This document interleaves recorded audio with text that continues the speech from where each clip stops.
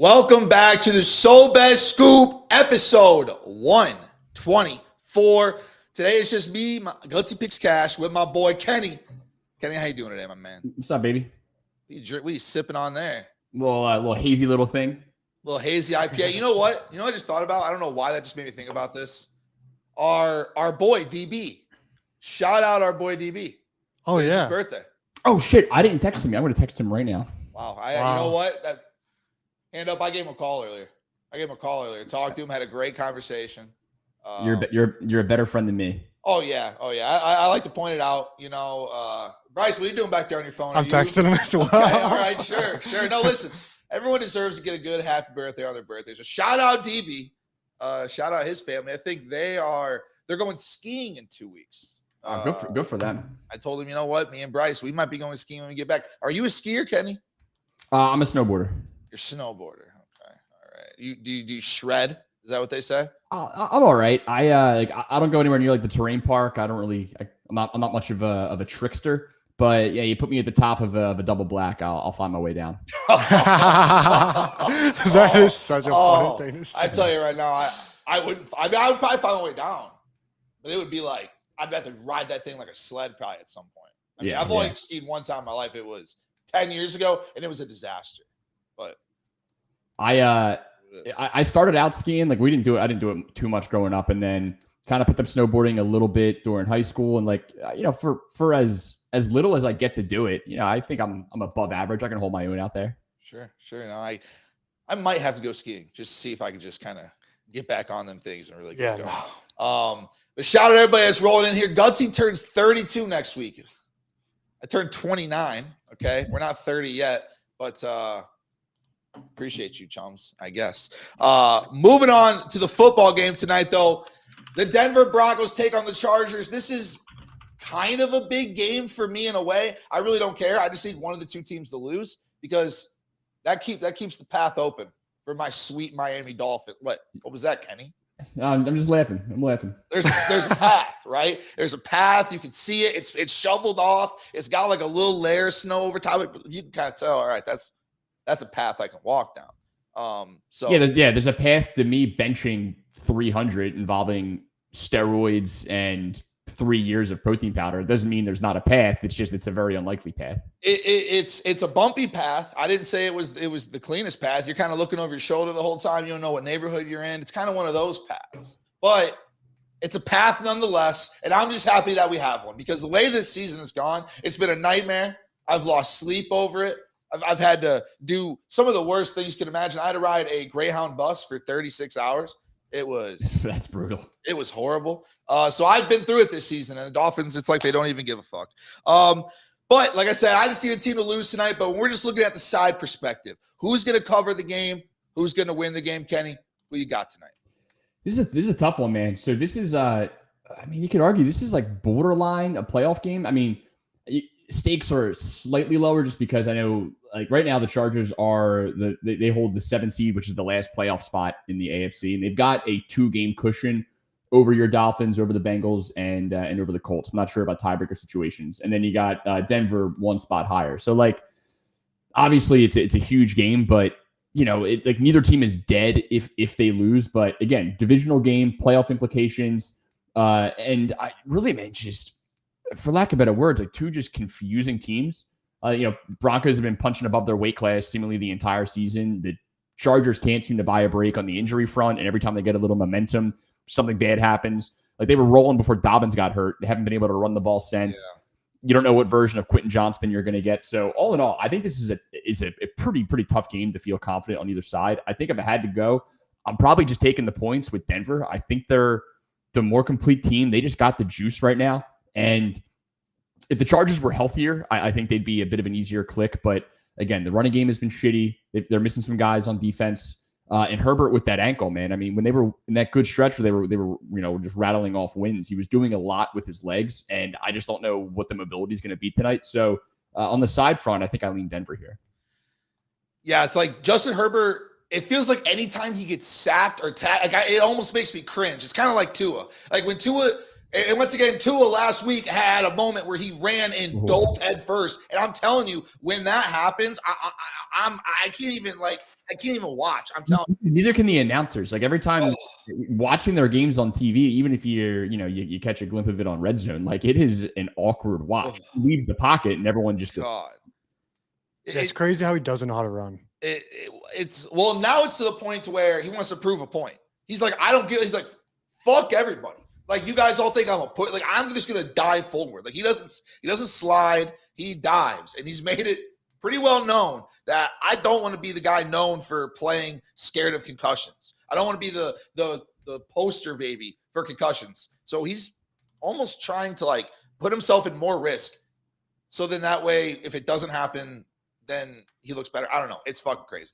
But regardless, every time that Justin Herbert gets tackled or sacked, I literally feel like he's going to get hurt because he just is always banged up. I feel like does he only get tackled by the ankles? Like I feel like every single time he gets sacked, it feels like he rolls the same ankle. Yeah, 100%. I literally completely agree. It feels like somehow always the defender will go from hip to ankle in a matter of just a split second, and then he's turning around. He's like flipping around, turning around, and then all of a sudden he gets up and he's limping. It happens. It feels like so many times a game.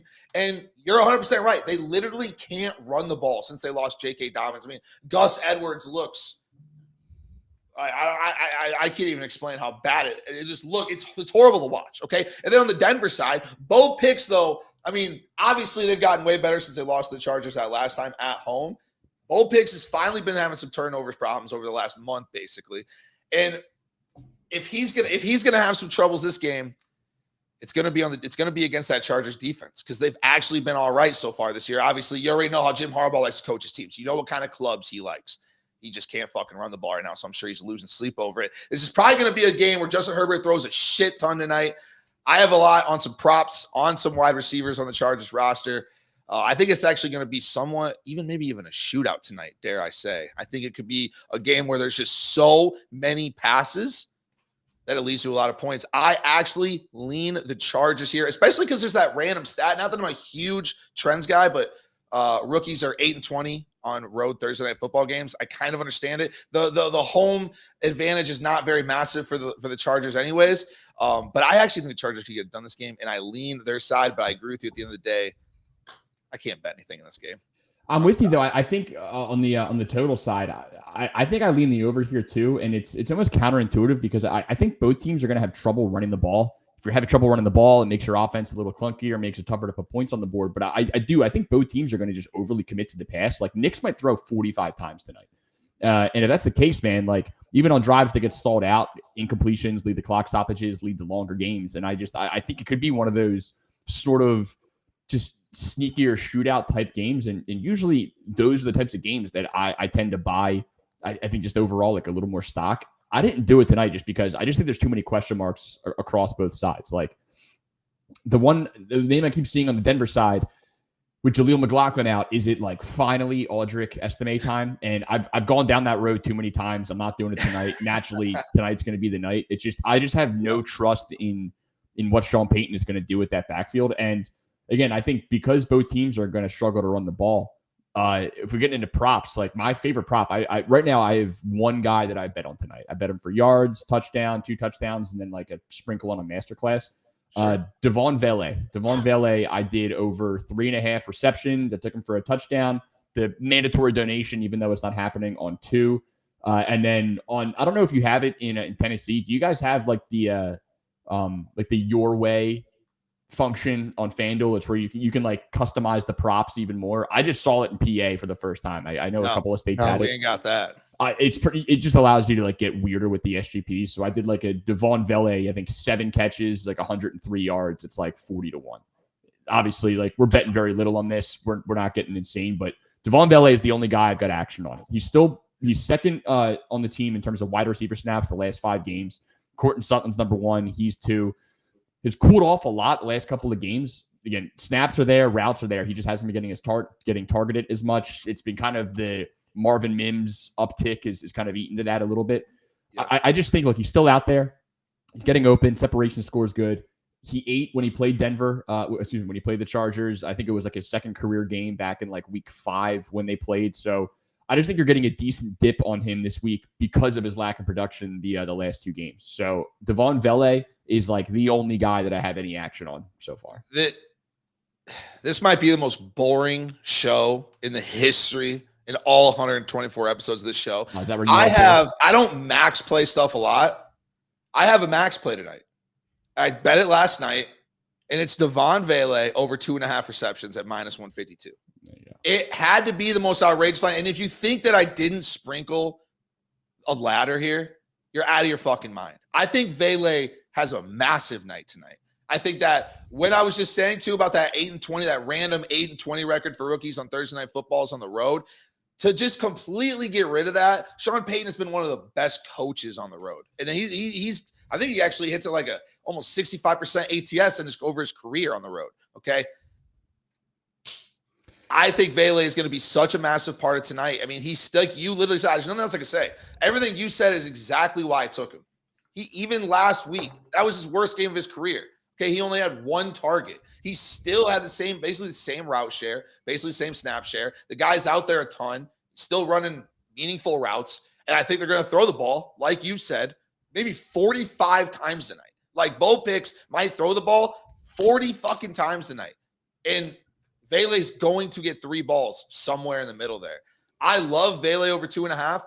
Looking on the flip side, I will say I did take Ladd McConkey over 5.5 last night because for basically a lot of the same reasons. But I also, when you watch the Chargers games, it almost feels like when I watch a Bears game, okay, it always gives me the feel. Whenever I'm betting a Bears prop, I know for a fact that there's going to be a point in the game where Caleb Williams has to throw to Keenan Allen. Like it's like he can't help himself. He has to throw it to Keenan Allen. Or when the Lions have a 3rd and 4, which you know they're inevitably going to get multiple times, you know they're going to throw that out ball. It's just something that's going on here. I like Ladd McConkey over 5.5 on the Chargers side of the ball. Do you have anything on that side? Not really. Again, if you're going to bet anybody on the Chargers, I mean, Ladd obviously makes a ton of sense here. I'm going to wait until I see like 2 or 3 Chargers drives because I want to see like how they're rotating personnel here. Like I think Quentin Johnston and Josh Palmer are 2 of like the worst fucking receivers of all time. And at some point they need somebody else to step up. And like people may not even know that this guy's on the team, but like DJ Chark is healthy and is on this Chargers team. He was banged up to start the year. He's just started to get snaps the last couple of weeks.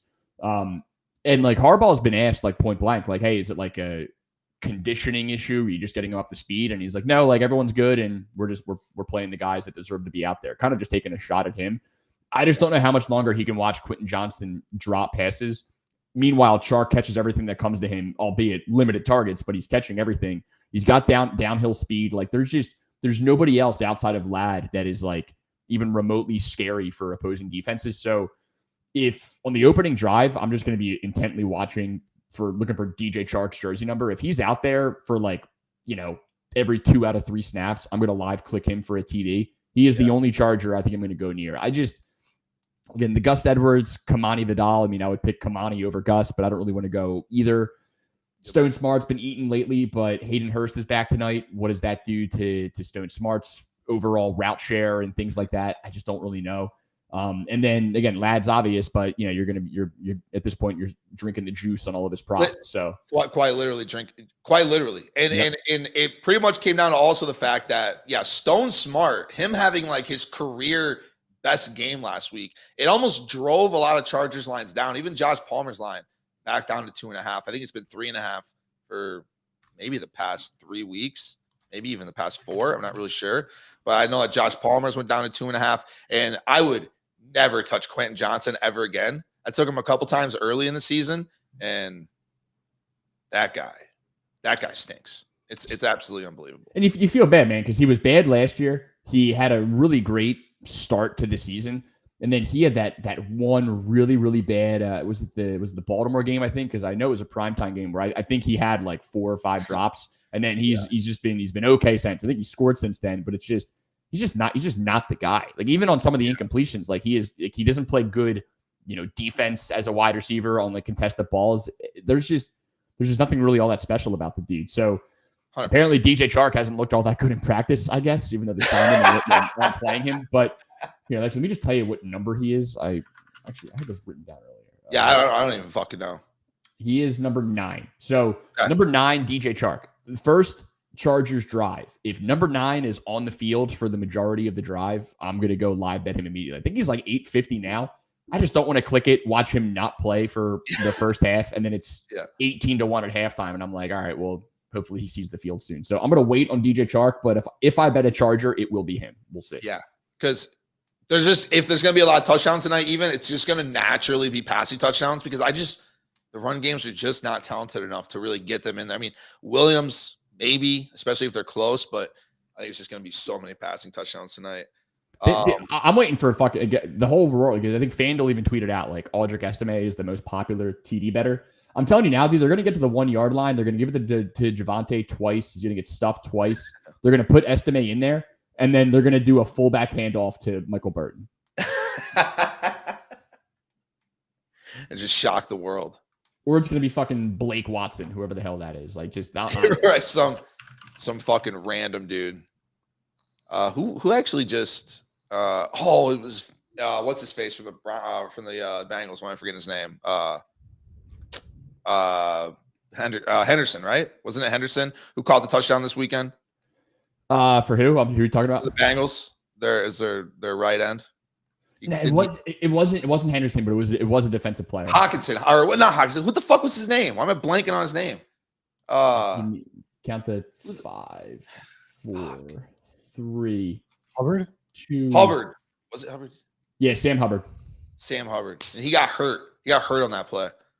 Crazy. Tore his PCL. Insane. Damn, dude. But either way, all right. So last one that we haven't done yet, obviously something that we do every single week. We call it the Kill Kenny segment, and that's give us one guy who just might score 2 touchdowns this weekend. I already talked about him. It's the only guy that I have bet my hard-earned money on tonight. That is Devon Vele, 50-1 DraftKings. Literally 50-1. Yeah, 50-1. I mean, I already placed it.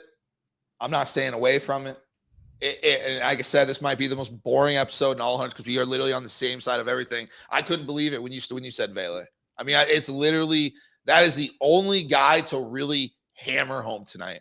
Love Vele. I think it's a big night for Vele. Does he score 2? I think he might score 1. I mean, he's been still getting some red zone looks. Last week was terrible. I'll give you one other just number to look out for. It's a little easier because they usually say like, oh, you got so-and-so in the backfield. So again, no Jaleel McLaughlin. It's going to be Javonte Williams. It's going to be Aldrich Estime in some kind of a share. I mean, I'd just be guessing if I told you who was going to get more touches. The third guy is going to be Blake Watson. He is a rookie out of Memphis, out of your guys' neck of the woods. I don't think he's really. I don't know if he is dressed this year. Let me see, because everyone's been healthy. Blake Watson, great name though. Looks like solid name. Let's go, Blake. Blake Watson, number 25. Again, it would be the most Sean Payton thing of all time if McLaughlin got hurt. The entire universe goes and jams Estime, and then Blake Watson gets like 4 carries on the opening drive. They just announced he's active tonight. He's going to be running back 3. He probably won't see the field all that much. Like think of what Estime's usage has been the last couple of weeks. It's probably going to be him. I think, but a blowout in either direction, or like if Javonte fumbles early or something like that, I'm gonna buy some Blake Watson. Or of course, not something we like to root for, but an injury. Injury would get you there. You never know. Quicker. You would get you there even quicker. It's a National Football League. Anything's possible. I think that's actually pretty much going to do it. Guess what we're going to try out after this? We're going to, you know, the app Whatnot? No. Whatnot. It's like mostly a big like card. So me and Bryce like always been pretty big into cards. Yeah, here it is right here. So we're going to go try this app out tonight. You can stream on it. You can like sell stuff on it. I really actually don't know. Like, I think it was basically made because of breaks. Yeah. You bought some breaks, obviously. I think that's kind of what it was like basically made after. So we're gonna go check out Whatnot. So I guess if you guys want to come over and check that out, you can check that out sometime. It seems like a pretty sweet app. You can just, like I said, sell stuff on it, live stream on it. I don't know. We're gonna try to figure it out. We're gonna check it out. I didn't know if you've ever done it before. Hell yeah, man. I've never done it. I've never done a card break. I've actually I got a bunch of collectors in my Discord. So like it's something that I've wanted to do. Like I had a bit of a card collection growing up. I think the hobby is cool as shit. So something I'd like to get more involved in for sure. Yeah, it's a great hobby. Me and Bryce fucking love it. We're gonna get so deep in it. But of course, if you guys for whatever reason don't follow Kill Kenny, go follow Kill Kenny. Scan the code right fucking there. You going live after this? Yeah, you going live? Yeah, I'm gonna go live in like 15 minutes. Oh, we'll fucking can be locked in there. All right. Well, sounds good, bro. Appreciate you always just hopping on here, man. Appreciate everybody. It's never shout out, chums. Love you guys, and we'll probably see you next week. Have a good, maybe not next week. I don't know what's going on next week. We'll see when we see you. We'll see what's going on next week. Don't see you. Merry Christmas, boys. Merry Christmas. Peace. Happy holidays.